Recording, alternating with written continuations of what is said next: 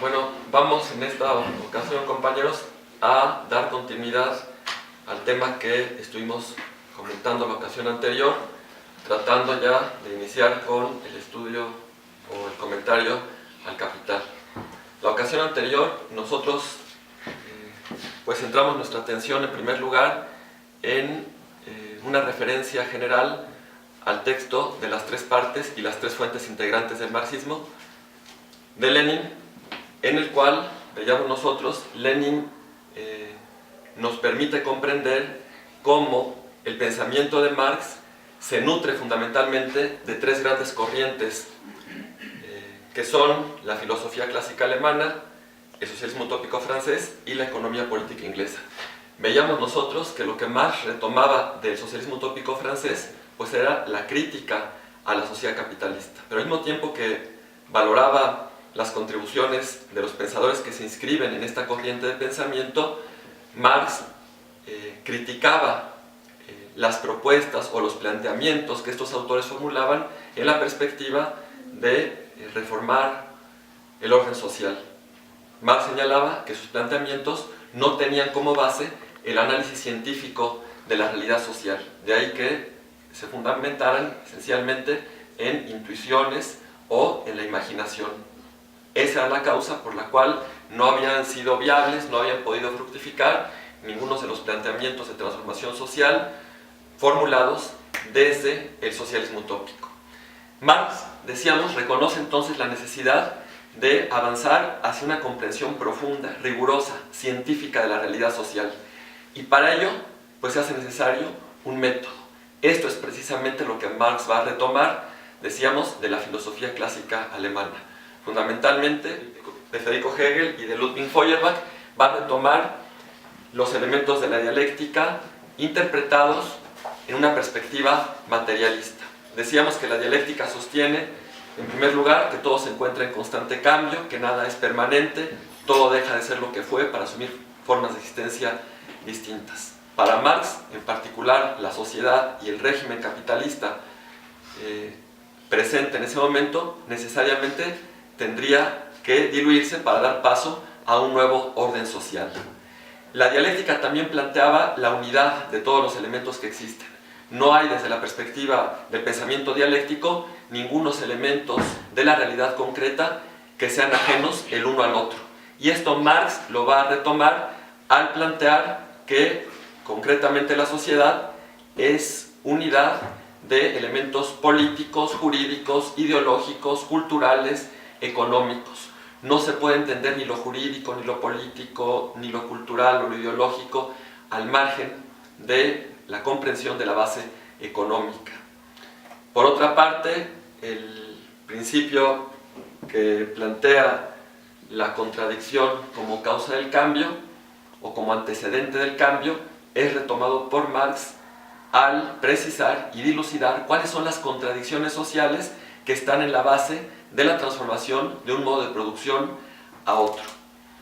De tal manera pues que tiene por una parte Marx la crítica a la sociedad capitalista que encuentra sus orígenes en el socialismo utópico, tiene un método para estudiar desde una perspectiva científica y rigurosa la realidad social, que es el método dialéctico, como dijimos, despojado desde luego este método dialéctico de las concepciones idealistas con las que aparece revestido en el pensamiento de Federico Hegel.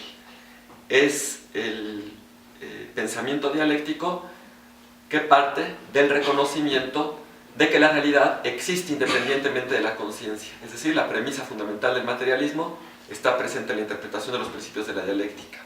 La conciencia, el pensamiento, la manera en que se interpreta el mundo es algo derivado, es algo secundario, que tiene como fundamento la realidad concreta, que es la que se refleja en la conciencia. Ya con el método, ya con la crítica, Marx va a iniciar entonces sí el estudio, decíamos, profundo, riguroso, de la realidad social. Para este estudio no podía Marx partir de cero. Había pensadores que lo antecedieron, que habían avanzado y que habían contribuido en el estudio específicamente de la realidad capitalista. Y eso es lo que nos llevaba a la tercera fuente que señala Lenin, la economía política inglesa. La economía política inglesa, que decíamos, tiene como exponentes principales a Adam Smith y David Ricardo. Adam Smith y David Ricardo, que son economistas que están estudiando una formación social ya específicamente capitalista. No son ni Smith ni Ricardo, estos exponentes de la economía política inglesa, no son pensadores que estén reflexionando sobre una sociedad no plenamente capitalista como fueron pensadores que les antecedieron.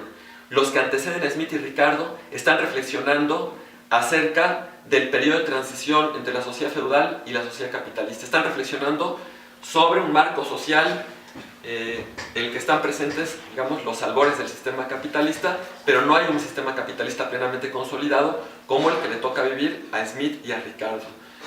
No es casual que sean ingleses, ambos pensadores, no es casual que la economía política se haya desarrollado en Inglaterra, porque pues, Inglaterra había sido precisamente la cuna de la revolución industrial. Y fue precisamente Inglaterra donde tuvo un desarrollo más amplio el conjunto de las fuerzas productivas que permitieron la consolidación del capitalismo industrial. Son producto entonces Smith y Ricardo de su contexto social, histórico, y es sobre este contexto social e histórico sobre el cual reflexionan ambos pensadores. ¿Cuál es la contribución fundamental de Smith y Ricardo? Pues es la teoría del valor-trabajo. La teoría del valor-trabajo que se convertirá en la base, el basamento, el sustento fundamental de las reflexiones económicas de Carlos Marx. Precisamente el Capital, en el tomo 1, en el capítulo primero, encontramos la exposición de la teoría del valor-trabajo, que constituye un desarrollo de la teoría del valor-trabajo como había sido expuesta por Smith y Ricardo. Y precisamente sobre la teoría del valor-trabajo hablaremos al momento de referirnos ya específicamente al tomo 1 del Capital. Hasta aquí entonces, solo haciendo un breve recuento, pues tenemos claridad de estos elementos: la crítica al socialismo utópico, el método dialéctico de la filosofía clásica alemana y la teoría del valor-trabajo que aporta la economía política inglesa. Dijimos entonces que con estos elementos Marx va a edificar un conjunto de elementos teóricos que resultan imprescindibles para entender el modo de producción capitalista, más aún que resultan imprescindibles para comprender las transformaciones sociales, el devenir del género humano, y estos elementos quedan sintetizados en una primera parte que sería la concepción materialista de la historia. La ocasión anterior también tuvimos posibilidad de referirnos de manera general a esta concepción materialista de la historia. ¿Qué plantea? Pues decíamos, en primer lugar, plantea, haciendo nuevamente el esquema que presentamos, que los hombres necesariamente, para reproducirse como seres históricamente determinados, tienen que producir. La producción como un hecho básico, como un hecho fundamental, como una premisa de toda la vida social. Y la producción supone que los individuos, que los seres humanos, establezcan relaciones entre ellos. Relaciones, decíamos, sociales de producción. Y estas relaciones sociales de producción, para Marx, forman lo que él llama la estructura económica de la sociedad. Esta manera en que los hombres se relacionan para producir no depende, decíamos, de su voluntad. Si pensáramos que depende de su voluntad, pues estaríamos asumiendo una perspectiva idealista. Estas relaciones sociales de producción dependen de elementos ajenos a su conciencia, ajenos a su voluntad. Estrictamente, Marx plantea que son las fuerzas productivas, el desarrollo de las fuerzas productivas, lo que confiere un carácter específico a las relaciones sociales de producción que están vigentes en un momento determinado. Las fuerzas productivas, decíamos que son, pues esencialmente son las técnicas, los instrumentos para producir. Los hombres mismos que producen, pues son parte de estas fuerzas productivas. Y las fuerzas productivas se van desarrollando en la medida en que se desarrolla la técnica para producir. El desarrollo que alcancen estas fuerzas productivas, como dijimos, le va a conferir un carácter específico a las relaciones sociales de producción. Si existe una sociedad esclavista en un determinado momento del desarrollo histórico de la humanidad, es porque esa estructura económica, esas relaciones de producción donde el hombre mismo es propiedad de otro, pues están dadas o determinadas por el desarrollo de las fuerzas productivas, de los instrumentos, de las técnicas. La ocasión anterior pusimos algunos ejemplos, comentábamos nosotros cómo no podía haber surgido el esclavismo sin un desarrollo de las fuerzas productivas. Antes del esclavismo tuvo lugar el comunismo primitivo y era una estructura económica, unas relaciones sociales de producción que correspondían a un desarrollo mínimo de las fuerzas productivas que no permitía a los individuos producir un excedente por encima de sus necesidades de subsistencia. Decíamos, mientras un pueblo no produzca un excedente por encima de sus necesidades de subsistencia, no puede ser esclavizado. Solamente cuando las fuerzas productivas se desarrollan, se hace posible la producción de ese excedente y es entonces cuando puede tener lugar el esclavismo. También ilustramos esta tesis de Marx al plantear la transición de la sociedad feudal a la sociedad capitalista. Decíamos, sin la revolución industrial, sin desarrollo de las fuerzas productivas, no hubiera tenido lugar la consolidación del modo de producción capitalista. Era necesario que se desarrollaran las fuerzas productivas a tal grado que el trabajo de los artesanos, que recordemos que los artesanos eran propietarios de sus instrumentos, de su materia prima, de sus medios de producción, esta relación vigente en el régimen artesanal se convirtió en una relación obsoleta que no podía preservarse frente al desarrollo que significaba la revolución industrial. Con la revolución industrial se disuelve ese régimen artesanal y entonces viene a ser sustituido por el modo de producción capitalista, que está caracterizado por la propiedad privada de los medios de producción, y el elemento distintivo es precisamente el trabajo asalariado, el hecho de que la fuerza de trabajo constituye una mercancía. De tal manera entonces que la transición del feudalismo al capitalismo o la transición del comunismo primitivo hacia el esclavismo suponen un desarrollo de las fuerzas productivas e ilustran la tesis de que las relaciones de producción se instituyen a partir del desarrollo que alcancen las fuerzas productivas. Decíamos también que para Marx, en esta concepción materialista de la historia, las relaciones sociales de producción son las que de manera fundamental determinan el orden jurídico y político. Decíamos, ¿a qué nos referimos cuando hablamos del orden jurídico? Pues al conjunto de normas que regulan la vida social, todos los ordenamientos que regulan la conducta del hombre dentro de la sociedad. Y la manera en que se regula la conducta, veíamos que tenía que ser consistente con la base económica. Y esto conduce a Marx a decir que el orden jurídico no puede comprenderse por sí mismo. La única posibilidad de entender el carácter que tiene el orden jurídico en una formación social, la única posibilidad de comprender eso pasa por esclarecer la manera en que las relaciones sociales de producción, es decir, la estructura económica, requiere de ese orden jurídico para que la estructura se mantenga, se conserve. El orden jurídico tiene que ser consistente con la base económica, consistente en el sentido de que contribuya a preservar, mantener esa estructura económica. Decíamos nosotros, si pensamos en la sociedad capitalista, pues el orden jurídico, la constitución política de los Estados Unidos mexicanos, refiriéndonos al caso particular de este país, los códigos, todas las leyes, los reglamentos y las normas jurídicas están sostenidas en la estructura económica capitalista. Son funcionales esos ordenamientos jurídicos a la estructura económica capitalista. Es la estructura económica la que sostiene al orden jurídico. Frente a una transformación en lo económico, las relaciones sociales de producción necesariamente tendrían que modificarse las normas que regulan la vida social. Y sobre eso pusimos algunos ejemplos, señalando que no solamente es la Ley Federal del Trabajo la que refleja los rasgos de la estructura económica. Decíamos nosotros que si atendemos a cualquier código, a cualquier norma jurídica, podemos encontrar en ella la impronta de la base económica. Esclarecer cómo es que esa norma jurídica efectivamente se corresponde con la estructura económica, es consistente con ella, como decíamos, en el sentido de que contribuye a su preservación, a su reproducción. Después hablamos del orden político y decíamos que si lo jurídico se refiere a las normas que regulan la vida social, lo político hace referencia a la manera en que se ejerce el poder por parte de la clase que detenta el poder político, a la forma pues del Estado. El Estado como una institución que aparece cuando la sociedad se divide en clases. El Estado como una institución al servicio de la clase dominante, al servicio de la clase que tiene el poder económico y por lo tanto pues el poder político. Y la forma del Estado va cambiando conforme se modifica la estructura económica. Pusimos algún ejemplo también, decíamos, piénsese en la estructura económica de la sociedad feudal. Ahí no encontramos al Estado burgués, no encontramos a la república parlamentaria. Lo que encontramos en la estructura económica de la sociedad feudal es un orden político caracterizado por la monarquía absoluta. La monarquía como una forma del Estado consistente con la base económica de esa sociedad feudal. Cuando el feudalismo queda atrás y se establece la estructura económica de la sociedad capitalista, pues en lugar del Estado monárquico, de la monarquía absoluta, encontramos a la república parlamentaria, con la división de poderes, con el sufragio universal, con las cámaras de representantes, etc. Y decíamos que esa forma del Estado, la que asume pues el Estado en la sociedad capitalista, es consistente con esa base económica. Muy brevemente recordemos lo que comentábamos. Señalábamos que el Estado monárquico significaba una opresión evidente a nivel político.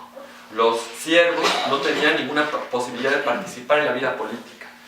Y esta forma de Estado, la monarquía absoluta, pues no hacía más que reflejar en el plano político la opresión evidente que existía a nivel de lo económico. Para el siervo resultaba algo indiscutible que era despojado del producto de su trabajo. Trabajaba unos días su parcela, otros días la parcela del señor feudal, y entonces era claro que el producto de los días en los cuales trabajaba la parcela del señor feudal eran días donde trabajaba para el señor feudal. El producto de su trabajo era apropiado por el señor feudal y no había forma de velar o de matizar esto. La opresión económica, la explotación, digamos, era evidente, y eso se reflejaba también a nivel político con un Estado monárquico. ¿Qué ocurre en la sociedad capitalista? Pues el Estado burgués, la república parlamentaria, en apariencia permite la participación política de todos los ciudadanos, de todos los individuos, se nos dice. Está el sufragio universal, todo individuo puede votar y ser votado, todo individuo puede participar de la vida política, tiene representantes en los congresos, federal, local, el gobierno está dividido en poder ejecutivo, poder legislativo, poder judicial, y en ese sentido, dentro del Estado capitalista hay una aparente igualdad entre los individuos. Y esta aparente igualdad refleja también la apariencia de igualdad que se refleja, o que tiene lugar, mejor dicho, en el plano económico. En el plano económico, el obrero no está plenamente consciente, ni es algo que resulte claro en todos sus términos para él, la forma en que tiene lugar la explotación de la fuerza de trabajo. Pareciera ser que el obrero que labora 8 horas, pues recibe un salario por el conjunto de horas que trabajó, y que la ganancia que obtiene el capitalista no está vinculada directamente con la apropiación del trabajo ajeno o con el despojo al obrero. Sin embargo, lo que demuestra Marx es que esto es así, que la ganancia es apropiación del trabajo ajeno, pero la explotación aquí no resulta entonces evidente como en la sociedad feudal. Es una explotación que está matizada por el contrato que suscriben el comprador y el vendedor de la fuerza de trabajo, un contrato jurídico en el que aparecen como individuos igualados ante la ley, uno como vendedor de una mercancía, el obrero pues como vendedor de la fuerza de trabajo, el patrón, el capitalista, como comprador de esa mercancía, dos individuos que concurren al mercado y ahí se efectúa la compraventa. Esa aparente igualdad y esa aparente libertad que tiene el obrero de laborar o no para el patrón se refleja a nivel político también con una aparente igualdad política. Pero si la igualdad en el plano económico es aparente, pues solo es aparente, no es una igualdad real, es una igualdad formal, y a nivel político, pues la igualdad también es una igualdad meramente formal, pero no real, toda vez que, como señalábamos, pues el sufragio universal no hace sino garantizar la legitimidad, o tiende a garantizar la legitimidad del Estado capitalista. El Estado burgués no se legitima como el Estado monárquico apelando a la voluntad divina, o al derecho divino, sino a la voluntad de los ciudadanos, como si el Estado fuera encarnación de la voluntad popular. Y a eso sirve realmente el sufragio universal. No existe, por otra parte, tampoco efectivamente la posibilidad de que los trabajadores, de que la clase obrera, de que el campesinado pobre, de que las masas populares realmente participen en las definiciones políticas centrales que tienen lugar dentro del modo de producción capitalista. Este ejemplo ilustra cómo efectivamente lo político se corresponde con la base económica. Una base económica le confiere un carácter específico al Estado, a la forma en que se ejerce el poder político. Y ante una transformación profunda de la base económica, pues tiene entonces que transformarse también el Estado y tiene que transformarse el orden jurídico, y por ello es que Marx coloca a lo jurídico y a lo político a nivel de la superestructura, como elementos que están sostenidos por la base económica, por las relaciones sociales de producción que, como hemos dicho, pues no dependen de la voluntad del hombre, sino que están determinadas por el desarrollo de las fuerzas productivas. Y también señalamos en la ocasión anterior, ya finalmente, que junto con lo jurídico y lo político, encontramos también como un constituyente de la superestructura a lo ideológico. Lo ideológico a la conciencia social. Y si lo jurídico hace referencia a las normas que regulan la vida social y lo político a la forma del Estado o a la forma en que se ejerce el poder, lo ideológico hace referencia a las ideas de los individuos, a cómo piensan, a cómo se representan el mundo, cuáles son sus juicios, sus valores, sus ideas, sus opiniones, su representación en general en el plano de la conciencia de la realidad concreta. Y al igual que lo jurídico y lo político, que son consistentes con la base económica, pues encontramos que lo ideológico también. Los individuos dentro de una sociedad específica piensan de una manera consistente con la base económica, se representan el mundo, tienen juicios, valores, apreciaciones que resultan ser consistentes con las relaciones sociales de producción.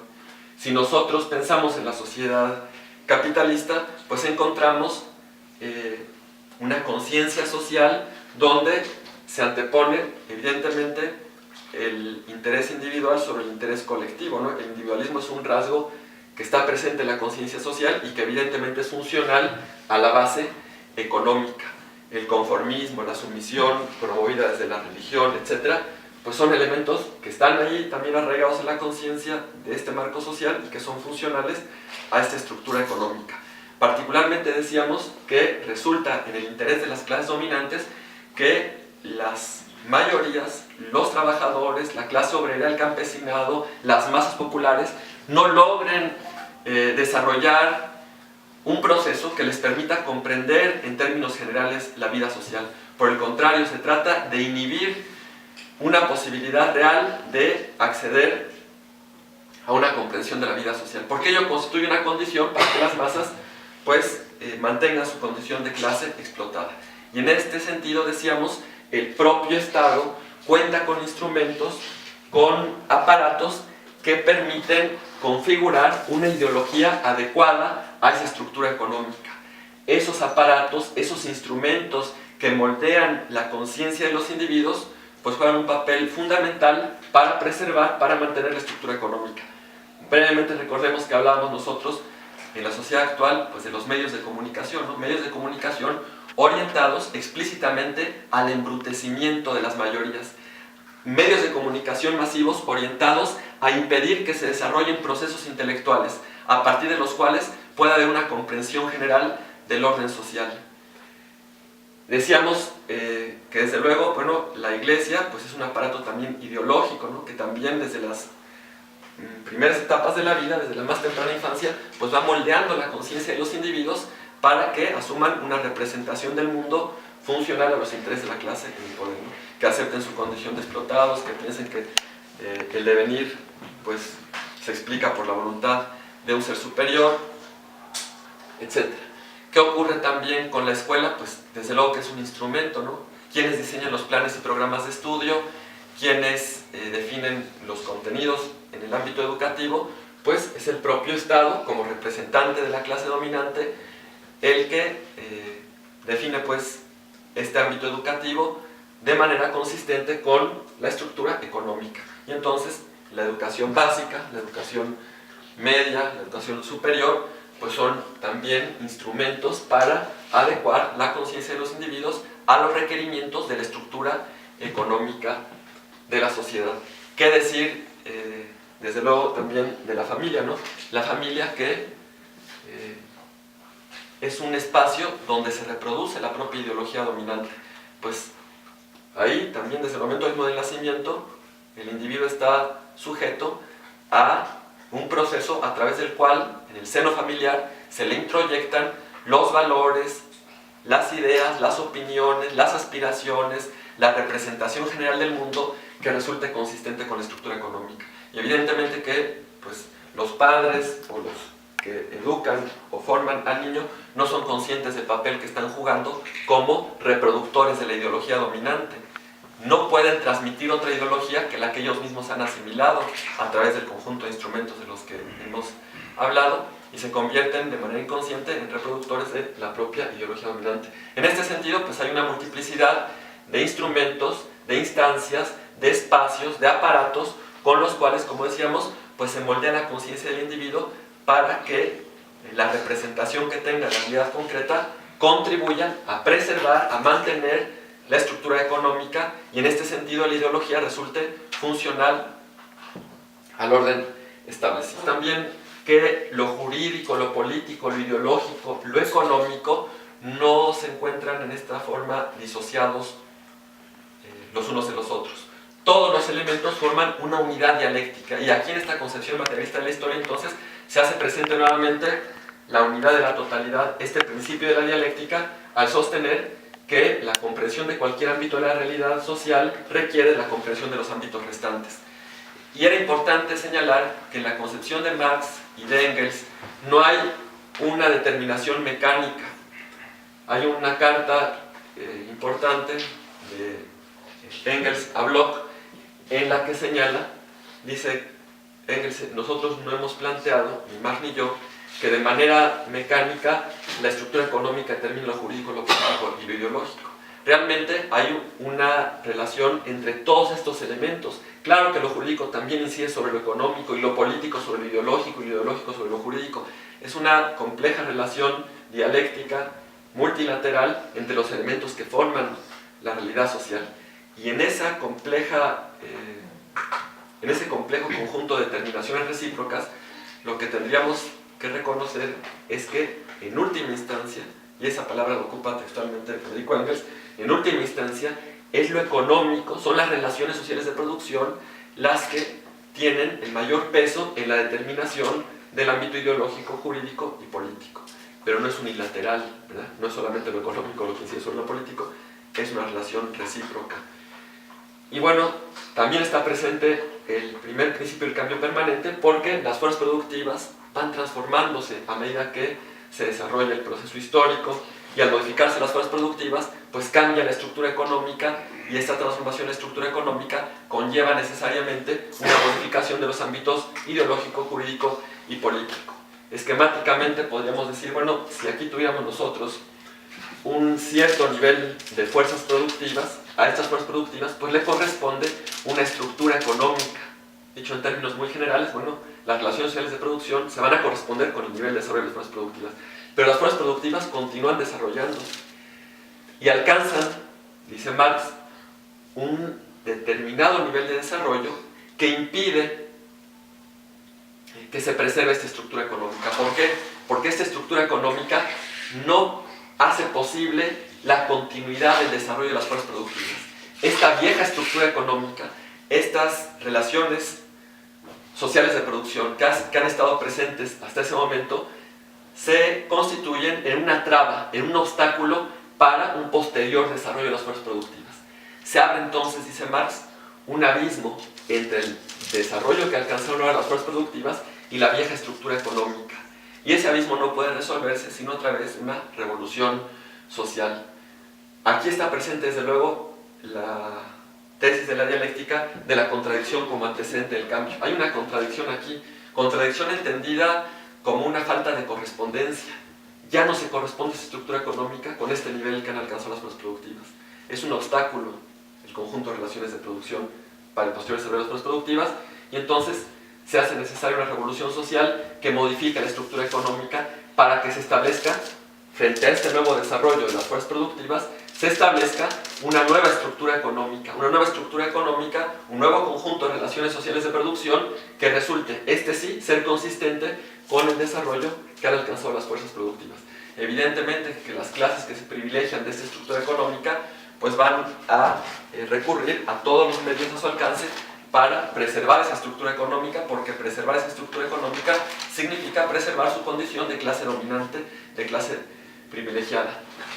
De ahí que sea necesaria la violencia revolucionaria, la violencia como partera de la historia. Dice Marx, la violencia es la partera de la historia de toda sociedad vieja preñada de una nueva.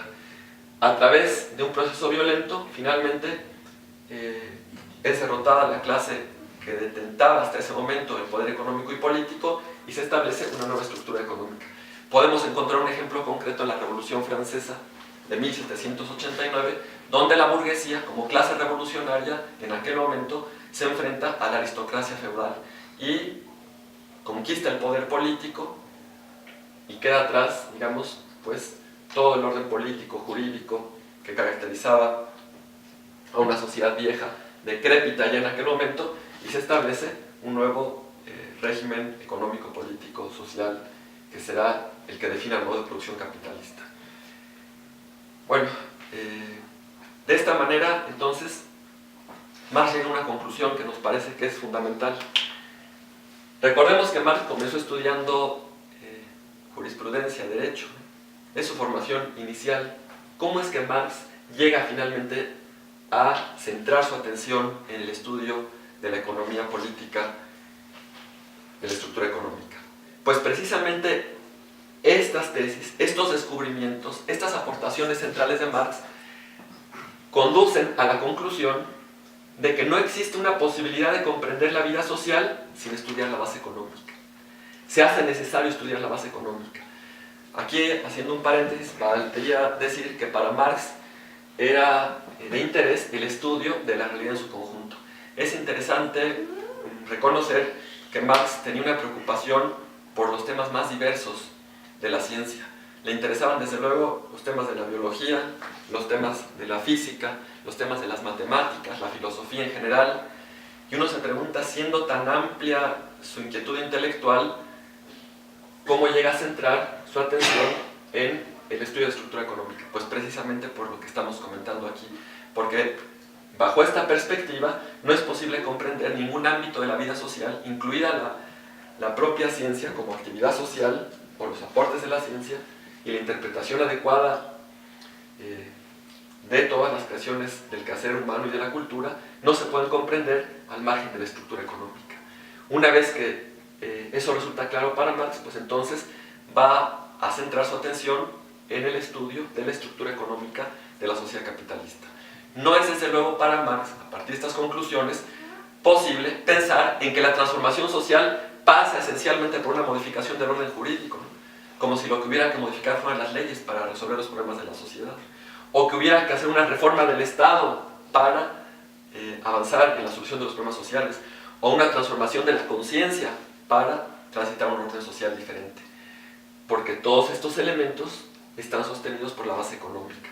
Lo que se requiere para transformar la realidad social es modificar la estructura económica, modificar las relaciones sociales de producción, y ante una modificación profunda, esencial de la estructura económica, necesariamente tendrán que surgir nuevos elementos jurídicos, políticos, ideológicos, es decir, una nueva superestructura que esté sustentada sobre una nueva estructura económica. Por otra parte, también se desprende de aquí que la estructura económica no se puede modificar a partir de un acto de voluntad.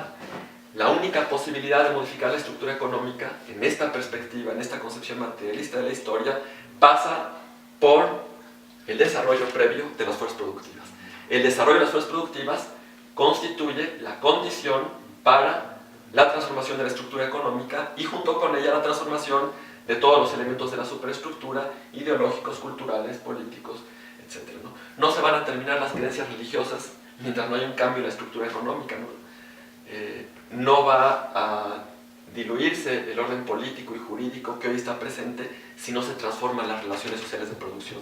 Las relaciones sociales de producción que como hemos dicho en la sociedad capitalista, pues están basadas en la propiedad privada de los medios de producción, de los instrumentos, de las materias primas, que pertenecen a un sector minoritario de la sociedad, que constituye una clase parasitaria que vive a costa del trabajo ajeno. Entonces la propiedad privada y, como segundo elemento, el hecho de que aquí la fuerza de trabajo, la capacidad física e intelectual que permite al hombre realizar un trabajo, pues es una mercancía. El trabajo asalariado como elemento que define y que es específico de la estructura económica capitalista. Bueno, con estos elementos podemos entonces, como decíamos, comprender por qué Marx dedica una parte importante de su vida y de su trabajo intelectual a la economía política y al redactar el Capital. El Capital, ¿qué va a constituir esencialmente? Pues un estudio de la estructura económica de la sociedad capitalista. Un estudio, desde luego, que no es un estudio estrictamente económico. En este estudio se aborda la estructura económica pero desde una perspectiva dialéctica, a partir de la relación que guarda con el conjunto de elementos que definen la vida social. Pero el objeto de estudio es ese, la estructura económica, las relaciones sociales de producción. ¿Cuál es la esencia de esta estructura económica? ¿Cómo se explica el origen de esta estructura? ¿Cómo es que surge históricamente el capitalismo? Y un elemento central que aparecerá hasta el tomo 3 del Capital, cómo entender la crisis del sistema capitalista, a partir precisamente de los planteamientos centrales de la concepción materialista de la historia. Veremos nosotros, cuando comentemos el tomo 3, cómo efectivamente la explicación que Marx da de la crisis del sistema capitalista, de una crisis irresoluble que se ha venido profundizando cada vez más, esa crisis encuentra su explicación en el desarrollo alcanzado por las fuerzas productivas, un desarrollo de la técnica que se expresa en lo que Marx llamará la caída tendencial de la tasa de ganancia. Bueno, vamos a comentar eso en su momento, porque en el Capital no únicamente encontramos una explicación de la esencia del sistema capitalista, sino que encontramos en el Capital una explicación de los límites de este modo de producción, de la crisis que necesariamente tiene que conducir a la abolición de la propiedad privada de los medios de producción y del trabajo asalariado.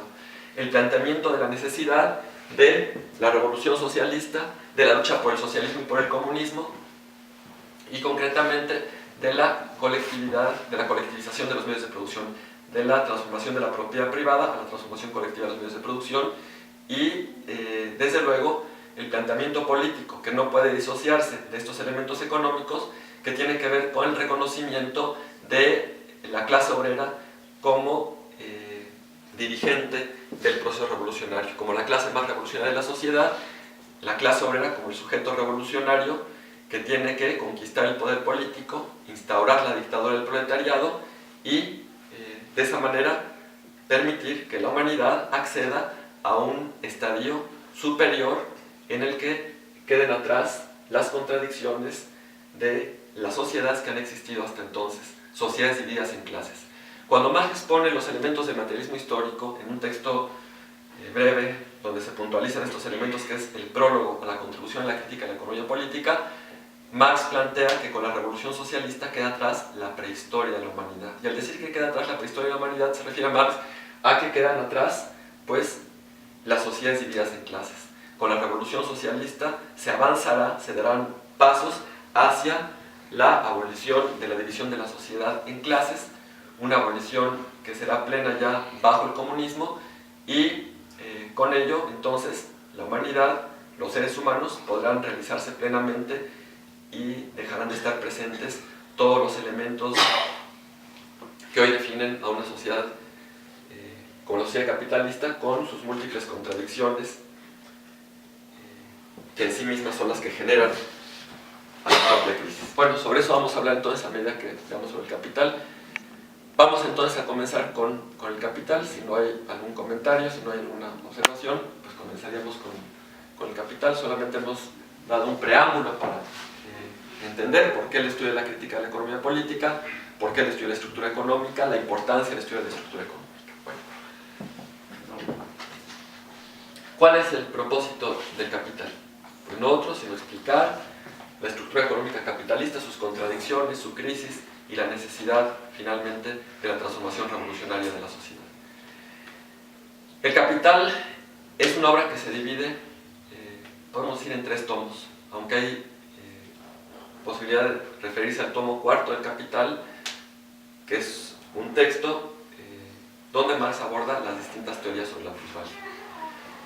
Bueno, estos 3 tomos del Capital plantean cada uno de ellos temas específicos que resultan centrales para comprender la estructura económica de la sociedad capitalista. El tomo 1 del Capital nos permite, a partir de su lectura, comprender cuál es el origen de la ganancia del capital, cómo es que surge la sociedad capitalista. Nos permite comprender por qué la burguesía es una clase parasitaria que vive a costa de la apropiación del trabajo ajeno, de la explotación de la fuerza de trabajo. Cómo entender también las transformaciones que se van verificando dentro del propio sistema capitalista, cuáles son sus tendencias más generales. Estos elementos los encontramos en el tomo 1. Y las tesis fundamentales encuentran su sustento, ya lo decíamos cuando hablábamos de la economía política inglesa, las tesis fundamentales del tomo 1 encuentran su sustento en la teoría del valor trabajo. La teoría del valor que dijimos fue formulada en términos generales por Adam Smith. Después hay algunas aportaciones por parte de David Ricardo en la teoría del valor trabajo y finalmente es precisada y desarrollada por Marx. Sin la teoría del valor trabajo no podríamos esclarecer la estructura económica de la sociedad capitalista. No podríamos dar cuenta de la forma en que surge la ganancia capitalista, ni podríamos entender lo que es la acumulación de capital, ni las contradicciones que se verifican a medida que se desarrolla esta sociedad. ¿Qué plantea la teoría del valor trabajo? Es precisamente la teoría del valor trabajo el objeto de estudio del capítulo primero del tomo 1 del Capital. Este capítulo primero comienza señalando que la riqueza en la sociedad capitalista se nos presenta como un enorme cúmulo de mercancías. Hay que señalar que la mercancía es ante todo producto del trabajo humano. Es una característica, digamos, primera de la mercancía, es producto del trabajo humano. No podemos hablar de una mercancía si no es producto del trabajo humano, si en su existencia no está presente el trabajo humano. Hay que precisar también que en la sociedad capitalista el trabajo humano se materializa en mercancías, en objetos que se producen para el intercambio. No en toda etapa del desarrollo histórico de la humanidad encontramos nosotros que el trabajo humano se objetive o se materialice en mercancías. Hay sociedades, particularmente la sociedad feudal, por ejemplo, es una sociedad donde no tiene lugar de manera dominante la mercancía. Podemos decir que la sociedad feudal es una sociedad de autoconsumo. Como señala un autor de un texto, si nosotros preguntáramos a un siervo de la gleba en la sociedad feudal cómo obtuvo el banco que ocupa para sentarse o el abrigo que porta, la respuesta más probable sería: lo hice yo mismo. Ahí se producían elementos para consumirlos. Era el productor el que consumía lo que él mismo producía. La mercancía tiene como característica, además de ser producto del trabajo humano, el estar destinada al intercambio. Y no a cualquier forma de intercambio, sino al intercambio privado. El intercambio privado es aquel en el que los portadores de mercancías o los portadores del producto del trabajo se asumen como propietarios privados de dichos productos. En el mercado, donde tiene lugar el intercambio mercantil, quienes acuden a él se asumen como propietarios privados de los productos del trabajo que portan.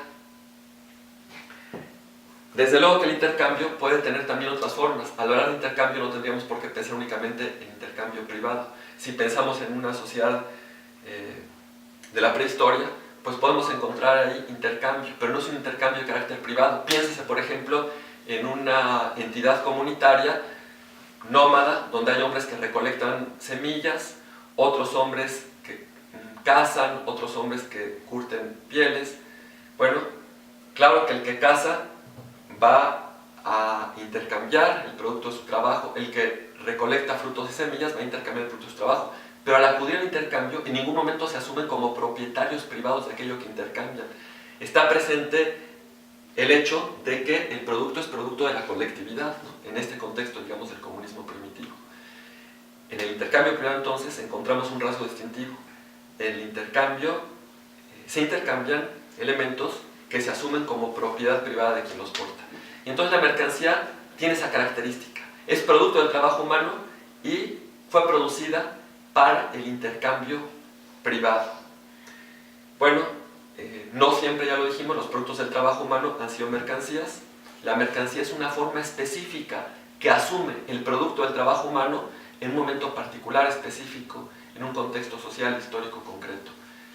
No es la sociedad capitalista tampoco la única sociedad mercantil. Si pensamos en el régimen artesanal, en el periodo de transición entre la sociedad feudal y la sociedad capitalista, pues encontramos ahí a los artesanos, propietarios de sus instrumentos. No son los artesanos vendedores de su fuerza de trabajo. Lo que venden es el producto de su trabajo, un producto que les pertenece porque previamente son propietarios de los instrumentos, de las herramientas, de las materias primas que ocupan para producir.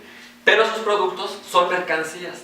El sastre, el ebanista, el carpintero, el talabartero producen para el intercambio privado, producen mercancías, de tal manera que esa sociedad donde están presentes los artesanos, pues es una sociedad también mercantil. Lo que distingue a la sociedad capitalista es que en esta sociedad es la inmensa mayoría de los productos del trabajo humano los que asumen la forma de mercancía.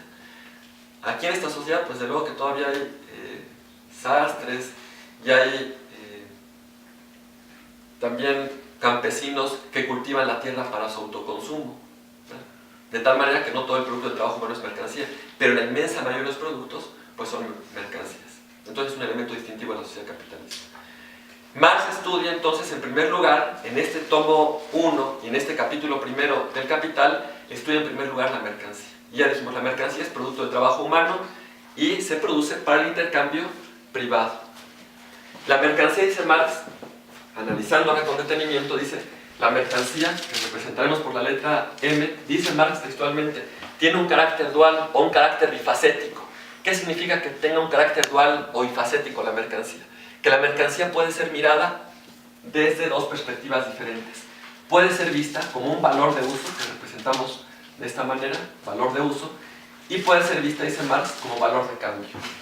El valor de uso hace referencia a la utilidad que la mercancía tiene. Evidentemente toda mercancía, todo producto del trabajo humano debe ser útil.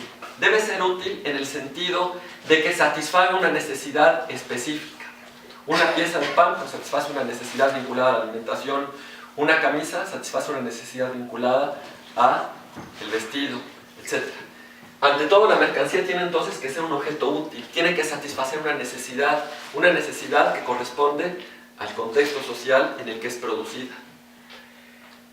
Bueno, junto con esta característica que la mercancía tiene, junto con el hecho de ser un valor de uso, dice Marx, la mercancía es también un valor de cambio. ¿Y a qué se refiere este concepto que es el que más nos interesa, el que es fundamental para entender la estructura económica de la sociedad capitalista? Es un valor de cambio porque la mercancía es susceptible de ser intercambiada por otras mercancías en determinada proporción.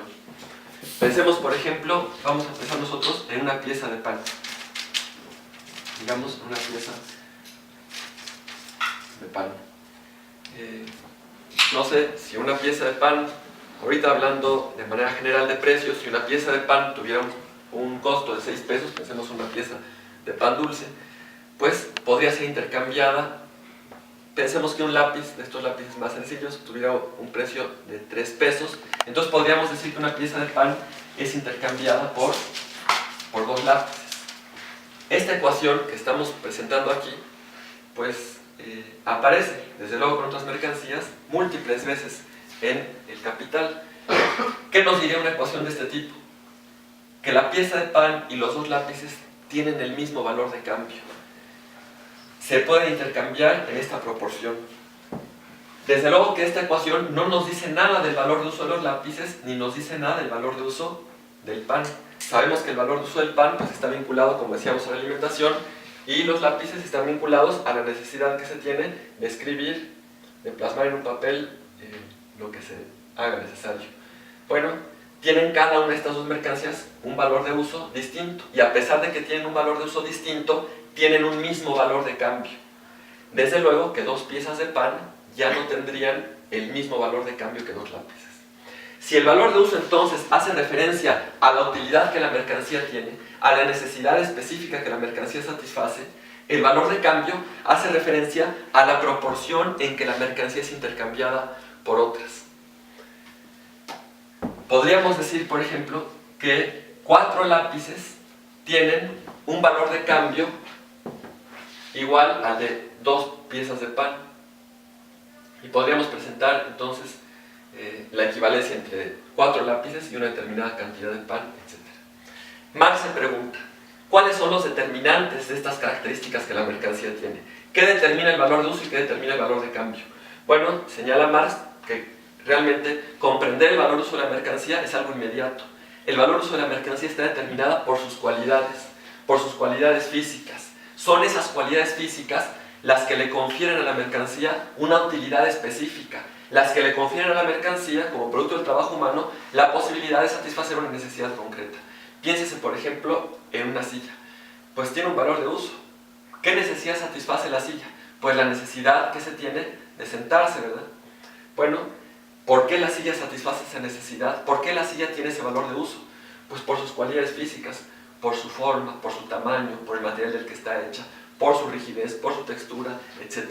Es el conjunto de cualidades físicas lo que confiere a la mercancía, en este caso a la silla, la posibilidad de satisfacer una necesidad específica, en este caso la necesidad de sentarse. Piénsese, por ejemplo, en una silla que tuviera la misma forma que cualquier otra silla, la misma forma, pero que fuera pequeña ese tamaño, pues no serviría para sentarse, ¿verdad? Aunque tuviera esa forma, no tendría el tamaño adecuado. Podría ser una silla de juguete o una silla que tuviera otra función, pero no la de sentarse. Si la silla me permite sentarme en ella, insisto, es por su forma, tiene un respaldo, tiene un asiento, tiene un conjunto de patas que la sostienen, pero también por su tamaño. Ahora podríamos pensar en una silla que tuviera la misma forma y el mismo tamaño, pero fuera, por ejemplo, de cartón.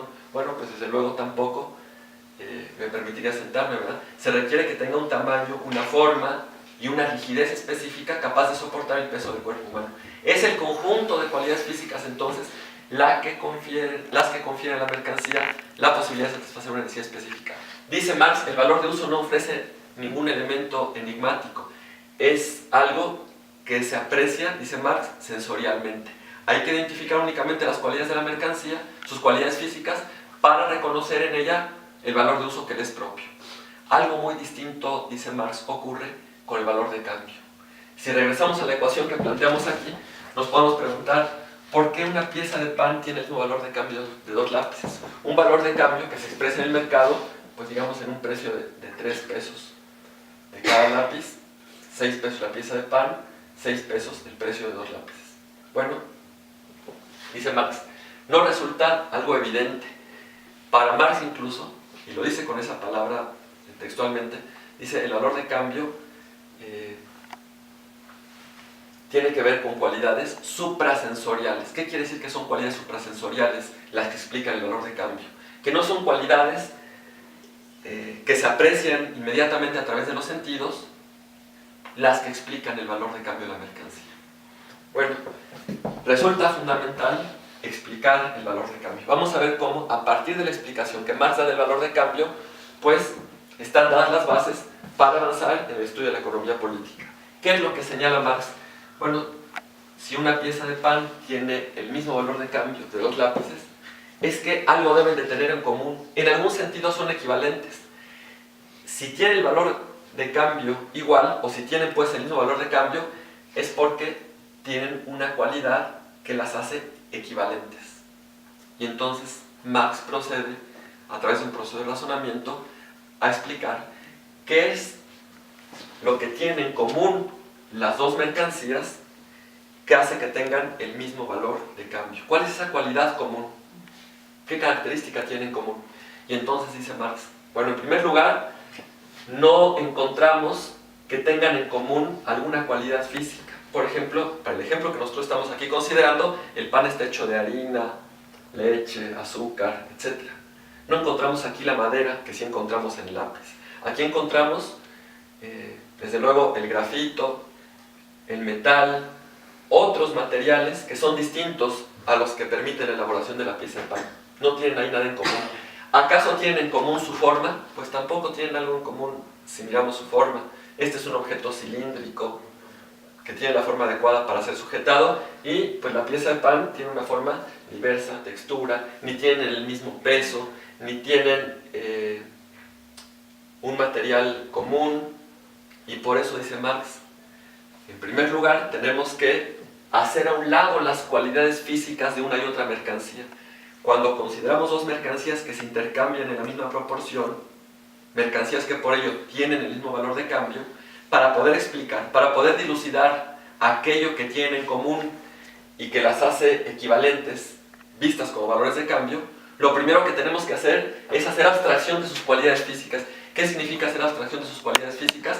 Pues dejar a un lado las cualidades de una y otra mercancía, las cualidades físicas, porque no son estas cualidades físicas las que explican la equivalencia.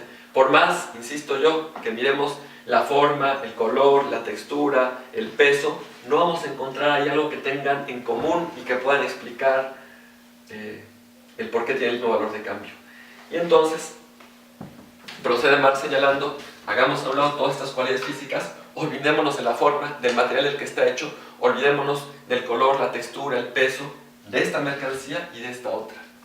¿Y por qué olvidarnos de ello? Porque de ello, en todo caso, encontraríamos una explicación del valor de uso.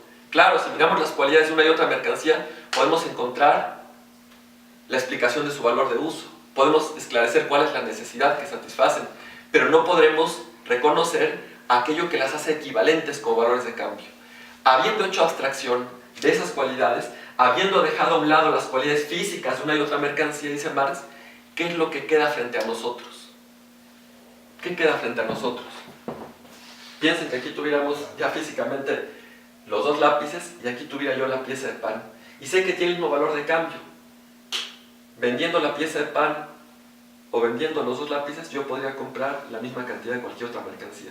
Son equivalentes, tienen el mismo valor de cambio, pero no tienen el mismo valor de uso, tienen cualidades físicas distintas. Hago a un lado las cualidades del pan, ya no miro al pan como un objeto hecho de harina y de azúcar, ya no miro al lápiz como un objeto cilíndrico, de madera, etc. Me olvido de todas las cualidades físicas porque no son ellas las que explicarán aquello que hace equivalentes a ambas mercancías concebidas como valores de cambio. Y cuando me olvido de todo ello, ¿qué es lo que queda frente a mí? Si ya me olvidé de la forma, pues ya no tengo un objeto cilíndrico, ¿verdad? Ya no tengo un objeto de harina aquí. ¿Qué queda entonces frente a nosotros, dice Marx? Trabajo humano, ¿verdad? Valor de uso no, porque el valor de uso está vinculado a las cualidades que tienen. Si ya me olvidé de las cualidades de esta mercancía y me olvidé de las cualidades de esta mercancía, pues ya no miro ni un pan ni un lápiz, ya no estoy mirando valores de uso específicos. Cuando hago abstracción de las cualidades físicas de una y otra mercancía, entonces lo que queda frente a nosotros, dice Marx, es trabajo humano solidificado y trabajo humano solidificado. ¿Acaso la pieza de pan no es trabajo humano, no es producto del trabajo humano? ¿Acaso en la pieza de pan no está cristalizado el trabajo humano? Una determinada cantidad de trabajo humano.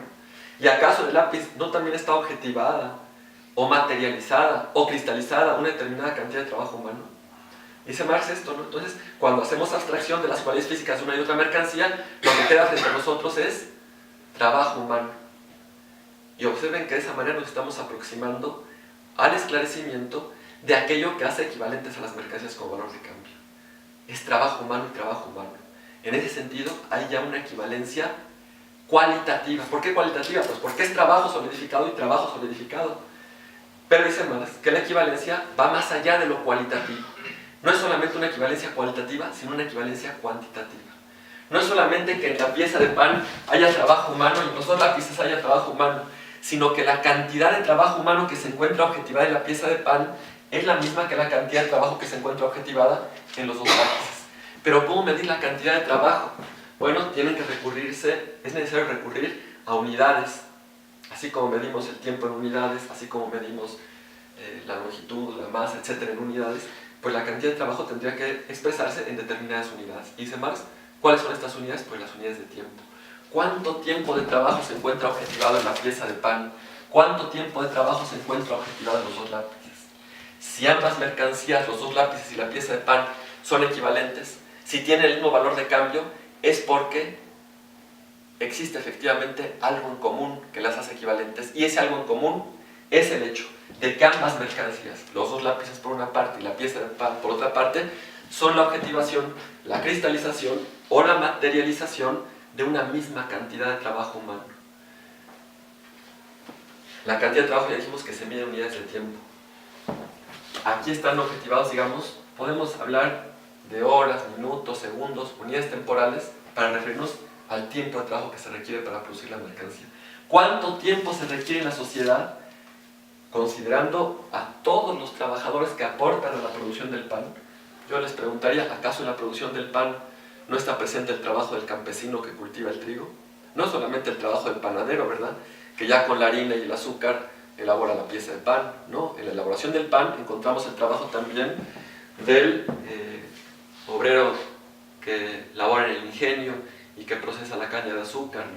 Y encontramos una multiplicidad de trabajos que hacen posible pues, la producción del pan. Y lo mismo en el caso de los dos lápices, ¿no? Aquí hay una multiplicidad de trabajos, no solamente el trabajo de quien con el grafito y con la madera, haciendo uso de una maquinaria, elabora el lápiz. Hay antes una serie de trabajos. Si pensamos en el tiempo de trabajo que está objetivado aquí, total, y en el tiempo de trabajo total, pues dichos tiempos entonces tendrían que ser iguales y de esa manera se explicaría el por qué la pieza de pan y los dos lápices tienen el mismo valor de cambio. Si dos mercancías entonces tienen el mismo valor de cambio, no es porque tengan las mismas cualidades físicas, no es porque tengan la misma utilidad, no es porque satisfagan la misma necesidad, sino que es debido a que ambas son objetivación de un mismo tiempo de trabajo. Y eso lleva a Marx entonces a esclarecer cuál es el determinante del valor de cambio. Aquella cualidad de la mercancía que decíamos no se nos revela como una cualidad sensorial. No es que mirando las cualidades ya vamos a determinar su valor de cambio. Determinar el valor de cambio requiere conocer el tiempo de trabajo que se requiere para producir la mercancía. De esta manera, la mercancía tiene esta naturaleza dual. Es valor de uso y valor de cambio. El valor de uso se refiere a la necesidad que la mercancía satisface.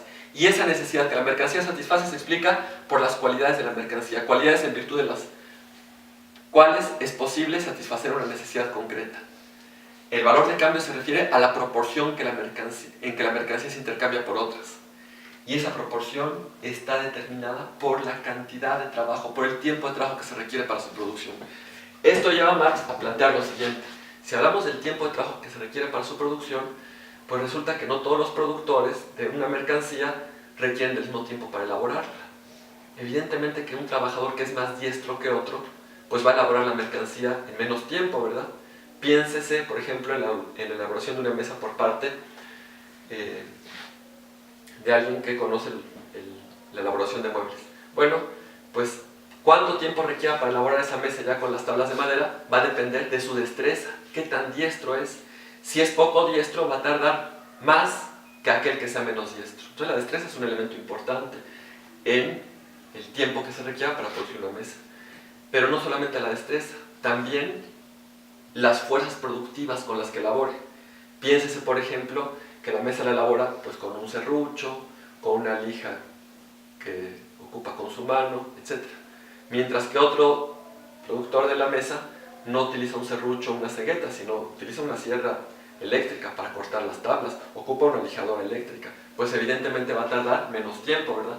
De tal manera que el tiempo que se requiere para producir la mercancía depende por una parte de la destreza del trabajador, pero también depende de los instrumentos con los cuales se trabaje, del desarrollo de los instrumentos con los cuales realice su labor, de las fuerzas productivas, digamos. Pero no solo eso, también depende de la intensidad con la que elabore. Puede ser un trabajador que elabore con la misma destreza que otro, que elabore con los mismos instrumentos que otro, pero que el ritmo con el que trabaja pues sea menor. Esto nos remite al concepto de intensidad. La intensidad con la que se elabora tiene que ver con la velocidad a la cual se ejecutan pues, las distintas tareas que están involucradas en el proceso para producir una mercancía. Claro, el trabajador puede tomar una sierra eléctrica, pero desplazar más o menos rápidamente la tabla, puede acomodar las tablas a distinta velocidad, puede desplazar la lijadora eléctrica sobre la superficie con distinta intensidad. Y el trabajador que elabore con mayor intensidad, pues va, desde luego, a requerir menos tiempo para elaborar la mercancía. Dice Marx, así lo dice textualmente en el capítulo primero, dice, no por más perezoso que sea un trabajador, dicho en otras palabras, no por que ejecute las tareas más lentamente y por lo tanto tarde más en elaborar la mercancía, no por ello la mercancía por él elaborada va a tener un mayor valor que mercancías del mismo tipo elaboradas por otros productores. Esto es lo que va a llevar a Marx a definir una categoría que es también central. Marx habla del tiempo de trabajo socialmente necesario. ¿Qué es el tiempo de trabajo socialmente necesario? Dice Marx, si nos preguntamos acerca del valor de cambio de una mercancía cualquiera, tenemos que esclarecer cuál es el tiempo que se requiere para producir esa mercancía, pero no en cualesquiera condiciones, no con cualquier intensidad, ni con cualquier destreza, ni con cualesquiera fuerzas productivas. Para determinar el valor de una mercancía se requiere conocer, para determinar el valor de cambio de una mercancía se requiere conocer el tiempo que se requiere para producirla en las condiciones medias o en las condiciones promedio de intensidad, de destreza y con las fuerzas productivas de uso generalizado. En este sentido, piense por ejemplo en una camisa. Las fuerzas productivas de uso generalizado en este momento pues es la máquina eléctrica, ¿verdad? No se pensaría en coserla con una aguja y un hilo. determinar el valor de la camisa, fíjense, independientemente de quién la hizo, esta camisa alguien la pudo haber hecho con una destreza distinta a la media, con una intensidad distinta a la media, con fuerzas productivas que no son las de uso generalizado. Pero el valor de la camisa es independiente de las condiciones en las que esta camisa específicamente fue producida. El valor de la camisa está determinado por el tiempo que se requiere para producir una camisa como esta en esas condiciones promedio o en esas condiciones medias de destreza, de intensidad y con las fuerzas productivas de uso general. Si un productor de camisas elaborara la camisa con instrumentos obsoletos, que no son los que se usan de manera general, tardará más, pero no por ello la mercancía podrá intercambiarla por arriba del valor que está determinado por estas condiciones medias. Esto entonces lleva a Marx a decir, bueno, el valor de cambio está determinado por el tiempo de trabajo socialmente necesario, aquel que se requiere en total para producir la mercancía en esas condiciones medias de destreza, de intensidad y con las fuerzas productivas de uso general. Y bueno, este es un elemento importante que tiene que ver con esclarecer el valor. Si nosotros pensamos en todas las mercancías que nos rodean, bueno, no digamos en este momento incluso mercancías, simplemente pensemos en todo lo que nos rodea. Los zapatos, el calzado que cada uno de nosotros portamos, el vestido que traemos, la silla en la que ustedes están sentados, la puerta, la lámpara, estas hojas de papel, este plumón, esta loseta que está colocada aquí en el piso, el tripié que sostiene la cámara, las cortinas, la ventana, el edificio en el que nos encontramos, pues todo es producto del trabajo humano, ¿verdad? Ahí está objetivado el trabajo humano. Cada uno de estos elementos pues es trabajo humano solidificado. Como mercancías, tienen un valor que está determinado por el tiempo de trabajo socialmente necesario que se requiere para producirla.